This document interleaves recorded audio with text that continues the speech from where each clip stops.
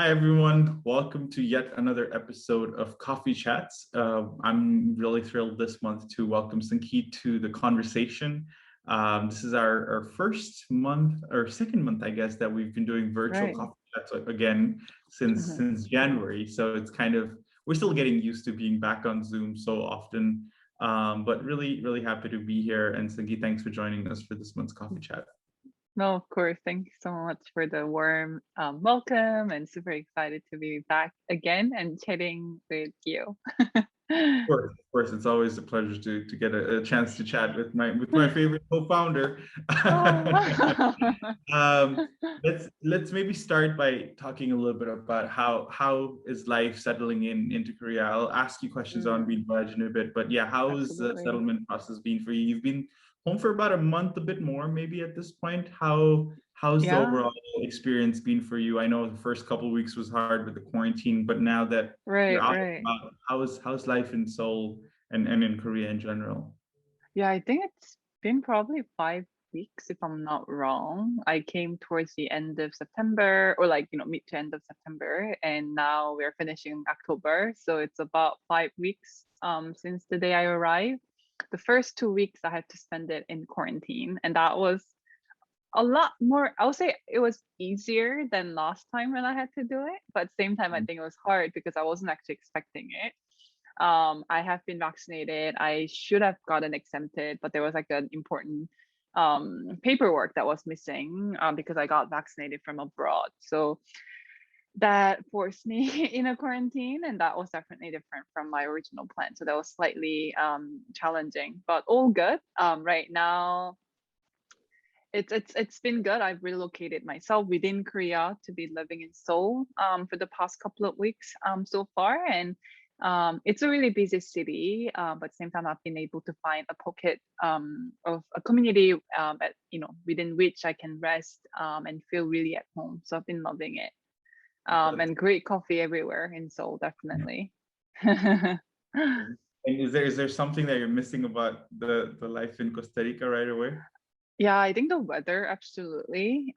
It's gotten really cold really quickly here. And it's definitely gotten better the past few days. It's been, I think, around 15 degrees Celsius, if I'm not wrong. But the first weekend that I moved to Seoul, it was like 0 degree and minus something degree, right? So that was a shocking welcome for me. And I also do really miss farmers market. That's been something that I have been craving every weekend. Right now, I do most of my grocery shoppings at a supermarket, which isn't something that I enjoy. You know, everything is already packed in a plastic bag, and you don't know where it's coming from. And I think both of us got so used to buying fresh produce every Saturday or Sunday from farmers who grew it directly when we were living in Costa Rica. So that's definitely like a big part of my life that I definitely want to recreate anywhere I live. But I haven't been able to do so yet. Yeah, for sure. I agree. Yeah. I'm on the same page as you on that one. Definitely missing some Hmm. of the fresh vegetables and fruits I and know. the wonderful food for sure as well. Um, Jumping into some of the things that you've written about for this month Mm, with the founder's note as well. I wanted to first talk about a couple of events that you've mentioned. So you talk about the Manchester Coffee Festival, the Digital Coffee Future. There's mm, quite a few things happening for us at the organization. mm, What do mm. these events mean for Bean Voyage? Yeah, thank you for your question. And I think for those of you who may not have read the newsletter yet, we are, both of us are hosting or moderating two panels. So one panel each at an upcoming event called the Digital Coffee Future Traceability Summit for 2021. And it will be an exciting event for anyone that's interested in technology, especially in coffee and agriculture, to learn about what's being done right now and network and actually meet exciting and interesting organizations that are doing great innovations in the field. And I think by the time you receive the newsletter, we might have already wrapped up with the event because it's happening this Thursday and Friday. But we'll be sure to include the links to which I'm sure you can watch the recording of it. And we will also be there at the Manchester Coffee Festival the following week, the first weekend of November, if I'm not wrong. The 6th and 7th of November, then the event's happening. I was just not sure if that was the first weekend or the second weekend. But Abby will be there in person physically, which is, I think this is our first coffee event to attend in person after COVID, no? If I'm not Yeah, wrong. Because yeah, I yeah. did the first one, yeah. So super excited to be going back and meeting with the coffee professional. And to your question, I think what it means to us as an organization, I think this oftentimes is the only time that we can actually meet other industry leaders and professionals, especially because we are, unlike any other coffee organizations, we are mostly based in the origin. We're based in Costa Rica. We're based in, really close to farming communities. And unfortunately, currently, not many coffee or industry-wide events are happening in the origin. A lot of it happens in Europe, US, or Asia, including obviously Berlin and Seoul being hubs for some of these exciting and big events. And that has meant that our interaction and what we are able to kind of like learn from the industry has been limited or delayed. Much of these events pre-COVID, the recordings of it were only released online months after, or not even like sometimes like years afterwards, just so that like I think they were able to kind of maintain the event as attractive as it is, because people had to pay to attend it, and if those contents were available right after, I can see why the organizers had the incentive to keep them like exclusive for at least for a time being, to make it worth for the attendees to pay and go. But that has also meant for years this information and this content and all of this networking opportunities were not necessarily available for producers or any other organizations that are based in producing countries. Yeah. So I think we have exclusively, or not exclusively, we've been intentionally trying to get scholarships and fellowships ever since I think we entered the coffee industry to be able to attend these events. They were a lot more expensive than what we were able and willing to pay at the time, knowing the size of our organization. And we have been very fortunate to attend these events on scholarships in the past.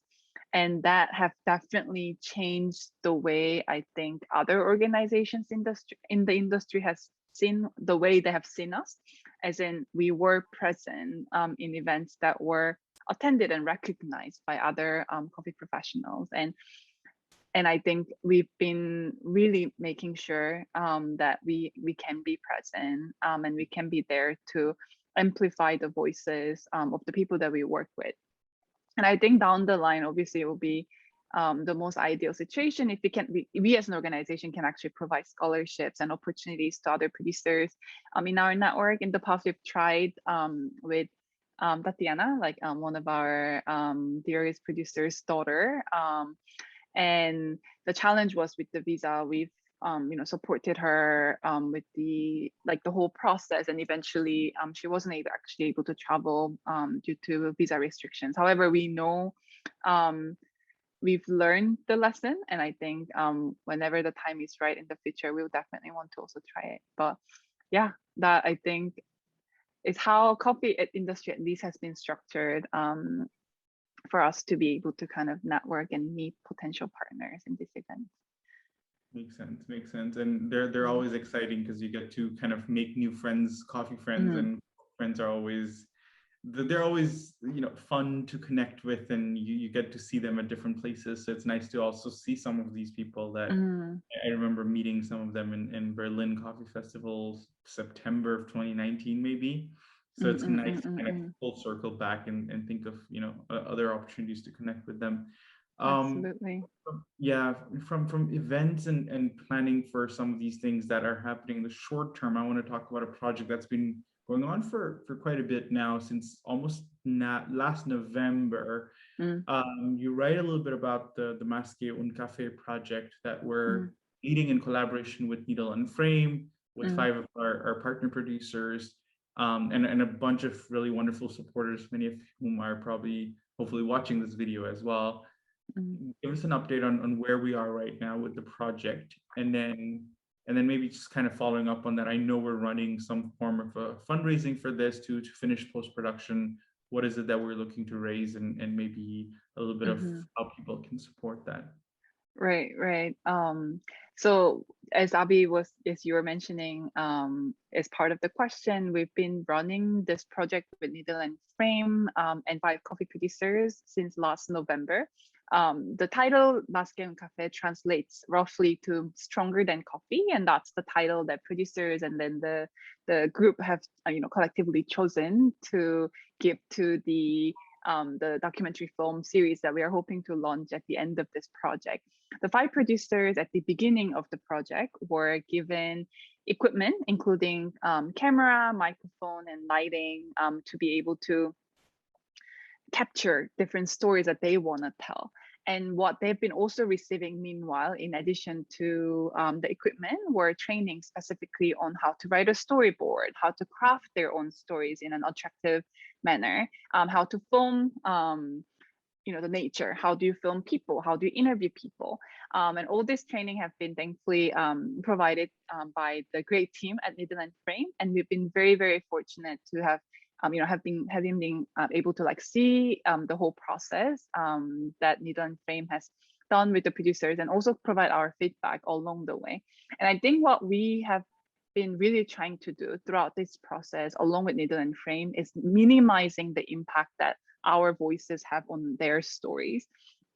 And I think that was inspired, especially through knowing how stories have been told throughout, especially in the coffee industry, where we often felt like stories were more or less extracted from producers rather than being told by producers, right? That it was extracted and somewhat edited and refined at a consuming, in a consuming countries. And producers often didn't necessarily know how their stories traveled. And it also goes back to like how information travels in the coffee industry, right? It's a product that's widely consumed globally, and stories have become a way to sell this product, to kind of connect the two words that exist, producing word and consuming word, quite different from, I think, other agricultural produce that we consume on a daily basis. For instance, like rice, like if I were to consume rice in Korea, I know that most of it actually came from Korea, and I can trace, I